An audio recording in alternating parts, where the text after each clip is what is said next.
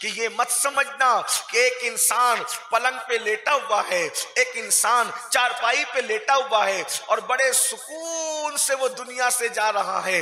नहीं नहीं, ये नजरों का धोखा है। जब इंसान मरता है, जब इंसान को मौत आती है, तो इंसान सब सुकून से नहीं जाते, बल्कि अल्लाह के रसूल सच्चे नबी सादिक व मज़दूक सल्लल्लाहु अलैहि वसल्लम इरशाद फरमाते हैं, अल्लाहु अकबर, कि इंसान के हाथों की ताकत, उसके पैरों की ताकत, उसकी जबान की ताकत, उसके चीखने चिल्लाने की ताकत अल्लाह सब छीन लेता है मौत के वक्त। अगर इंसान के हाथ पैर जबान की कुव्वत और ताकत अल्लाह न छीने तो इंसान मौत के वक्त जंगलों बियाबान में पागलों की तरह चीखता फिरे। मौत के वक्त तलवार की 313 ज़रबें एक इंसान को लगाई जाए तो उतनी तकलीफ नहीं होती जितनी तकलीफ मौत के वक्त होती है।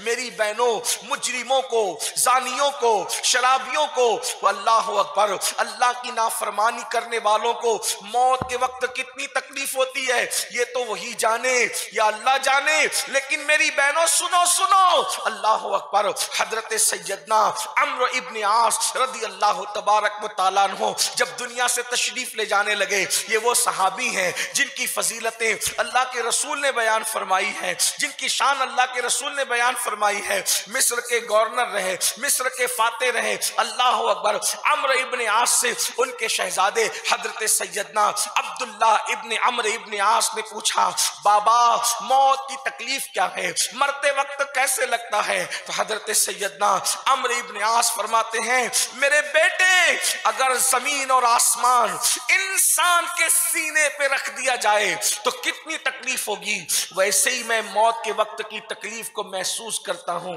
अल्लाह अकबर। अंदाजा फरमाए, रूए जमीन पर अल्लाह रब्बुल इज्जत ने जमीन की पुश्त पर और आसमान के नीचे अंबिया के बाद सहाबा से बेहतर मखलूक पैदा नहीं फरमाई, सहाबा से ज्यादा शान वाली मखलूक पैदा नहीं फरमाई। मेरी बहनों जरा गौर तो करो, ये नेक लोग हैं, परहेजगार लोग हैं, मुत्तकी लोग हैं। हजरत सैयदना फकी अबुल्लाह समरकंदी नकल कर रहे हैं, अब्दुल्ला इब्न अम्र इब्न आस ने पूछा, बाबा मौत के वक्त कैसा लगता है? वो फरमाते हैं, बेटा सीने पर जमीन और आसमान रख दिए जाए तो कितना वजन होगा, उतना वजन महसूस होता है। मेरी बहनों बताओ, जिन लोगों ने रसूलुल्लाह को देखा है वो ये कह रहे हैं, तो जिन्होंने फिल्में देखकर जिंदगी गुजारी हो, जिन लोगों ने जिना के मनाजिर देख के जिंदगी गुजारी हो, हाँ हाँ, जिन्होंने मर्दों से फोन पर घंटे घंटे ओरल सेक्स की बातें की हो, ला इलाहा इल्लल्लाह अस्तगफिरुल्लाह, अंदाजा तो फरमाए, जिन्होंने गंदी गंदी बातें करके जिना के प्लान बनाए हो, जिन्होंने अपने जिस्म की नुमाइशें की हो, हाँ हाँ, जिनकी नजरें उठती थी तो चक्कर मक्कर होती थी। जरा गौर तो करो, कहां रसूलुल्लाह को देखने वाली निगाहें और कहां जिना देखने वाली निगाहें। अल्लाह अकबर। कहां हलाल की खातिर जिन्होंने पेट पे पत्थर बांधे, जब वो ये कह रहे हो कि सीने पे जमीन आसमान रख दिए जाए तो जितनी तकलीफ होती है उससे ज्यादा तकलीफ मौत के वक्त महसूस हो रही है। अल्लाह अकबर। हालांकि ये अल्लाह रब्बुल इज्जत के मकबूल बंदों के साथ है ताकि उनके दर्जात बुलंद हो। वो तो गुनहगार लोग नहीं थे, वो तो महफूज लोग थे, लेकिन दर्जात की बुलंदी के लिए उनको इससे गुजारा जा रहा है। फिर हजरत अम्र इब्न आस कहते हैं, मेरे बेटे, ऐसा लगता है मौत के वक्त के इंसान नाक से सांस नहीं ले रहा है, जैसे लगता है कि सुई के नाके से सांस ले रहा है। अंदाजा फरमाए, अंदाजा करो मेरी बहनों, इस घाटी से हमें गुजरना है।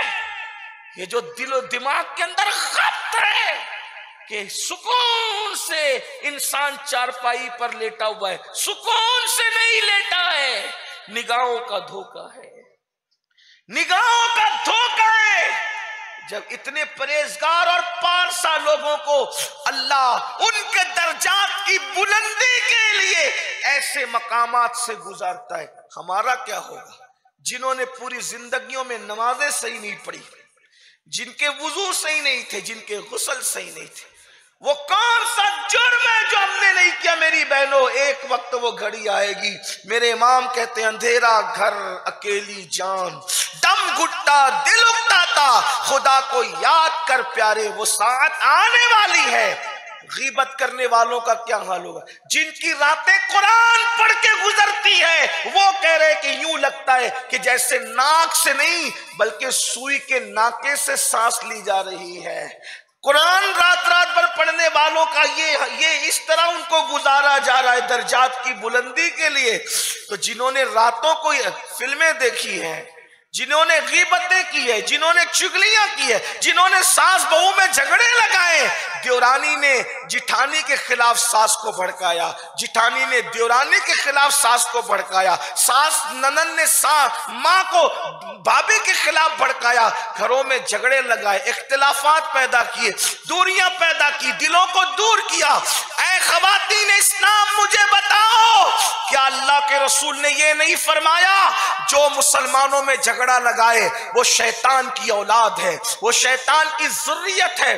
तुमने घर घर झगड़े लगाए, ख़वातीन ने यही तो किया इल्ला माशाअल्लाह। मुझे बताओ मेरी बहनों, कुरान पढ़ने की बजाय नाविलें पढ़ी, कुरान पढ़ने की बजाय व्हाट्सएप लेके बैठे, कुरान पढ़ने की बजाय फेसबुक लेके बैठे, रसूलुल्लाह की नात पढ़ने की बजाय जबान से तुमने इख्तिलाफात पैदा की, झगड़े पैदा किए। ये नहीं कहता कि सारी औरतें ऐसी हैं, लेकिन अक्सर और बेशतर औरतों की औकात किसमें गुजरते हैं, औरतों का टाइम किसमें गुजरता है। मेरी बहनों थोड़ी देर के लिए सोचो कि नाक की बजाय सुई के नाके से सांस ली जा रही हो तो कैफियत क्या हो। इतना समझ लो, इंसान को जुकाम हो जाए और नाक बंद हो जाए, जुकाम में नाक बंद होती है तो कैफियत क्या होती है। मौत के वक्त जब इंसान नाक की बजाय सुई के नाके से सांस की कैफियत में गुजरता होगा तो उस वक्त उसकी कैफियत का आलम क्या होता होगा। याद रखना, ये मत समझो कि हम जो चाहेंगे करेंगे। कुरान कहता है इन्ना बत्शा रब्बिका लशदीद, तेरे रब की पकड़ बड़ी सख्त है मेरी बहनों, ये घाटी है, इससे गुजरना है।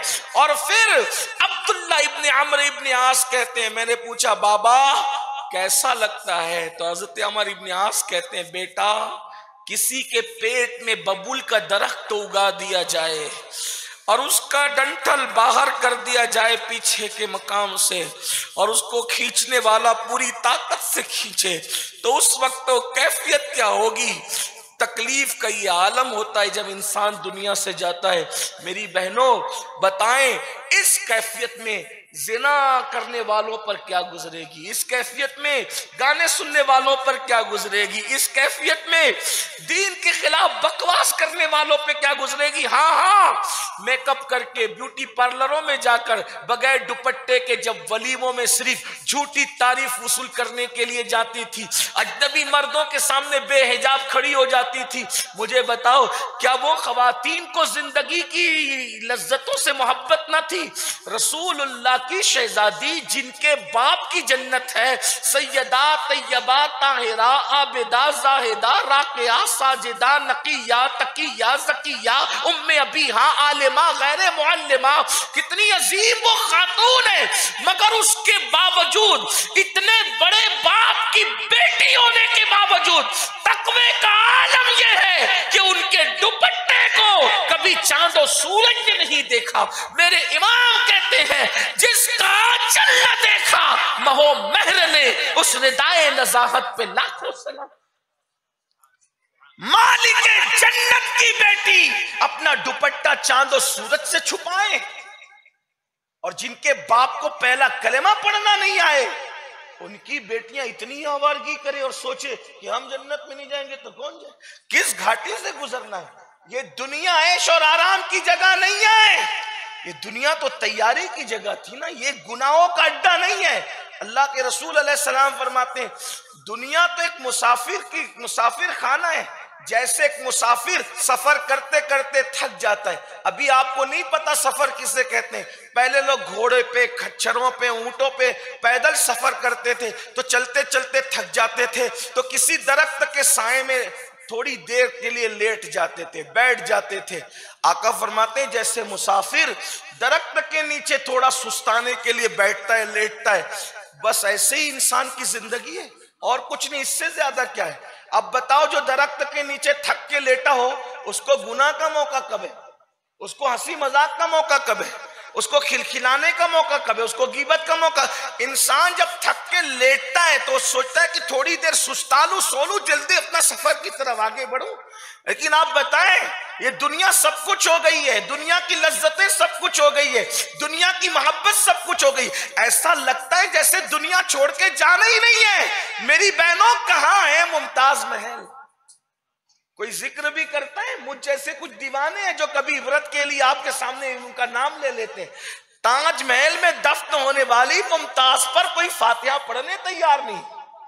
ताजमहल जाते हो, जाकर के देखो। मैं कोई मुमताज की गीबत करने नहीं बैठा, लेकिन आपसे पूछता हूं, इबरत तो लो। जो इतने कीमती करोड़ों के गुंबद के नीचे सो रही है, लोग उसकी कब्र पर फातिहा पढ़ने तैयार नहीं है।